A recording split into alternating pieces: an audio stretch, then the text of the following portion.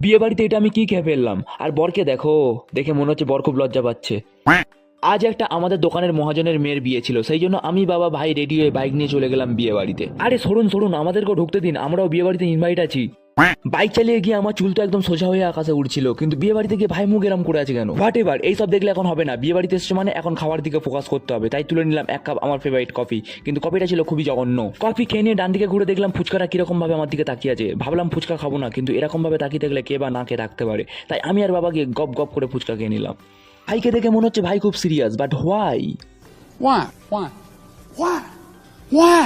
Why? তারপরে খেতে খেতে মনে পড়লো, এ বাবা, বিয়ে বাড়িতে এসেছি এখনো মেয়েকেই তো দেখা হয়নি, শুধু খেয়েই যাচ্ছি। আরে ও ক্যামেরা দাদা সরুন না, আমাকেও মেয়ের ভিডিওটা করতে দিন ভালোভাবে। তারপর মেয়েকে একটু দেখে নিয়ে চলে গেছিলাম আইসক্রিম খেতে। প্রথমে একটা আইসক্রিম খেলাম, বাট ফ্লেভারটা অতটাও ভালো ছিল না। তারপর দেখলাম আমার ফেভারিট বাটারস্কচ ফ্লেভারটা দিচ্ছে। প্রথমে হাত বাড়ালাম, পেলাম না। সেকেন্ড বারে হাত বাড়ালাম আর পেয়ে গেলাম। কিন্তু ভাই এটা কি করতে চাইছিল আমার আইসক্রিম থেকে? আইসক্রিম খেতে খেতে বাবা হঠাৎ কোথায় চলে গেছিল, তাই আমি আর ভাই বাবাকে খুঁজতে আরম্ভ করে দিলাম। তখন বর এসে গেছিল, সবাই ছুটে ছুটে যাচ্ছিল বরকে আনতে। বর এসেছিল তো আমার কি, আমি তো বিন্দাস দাঁড়িয়ে দাঁড়িয়ে পকোড়া খাচ্ছিলাম। তারপর ফাইনালি বর চলে এলো। বরকে দেখে মনে হচ্ছিল বর খুব লজ্জা পাচ্ছে। তারপর ফাইনালি বাবাকে খুঁজে পেলাম আর আমরা সবাই মিলে একসাথে খেতে বসে গেলাম। মেনুতে অনেক রকম আইটেম ছিল, কিন্তু আমি বেশি কিছু খাইনি, শুধু ফ্রাইড রাইস আর মটন কষা নিয়েছিলাম। মটনটা বেশ ভালোই রান্না করেছিল। খেয়ে নিয়ে হাত ধুয়ে হজমলা খেতে খেতে রওনা দিলাম বাড়ির দিকে।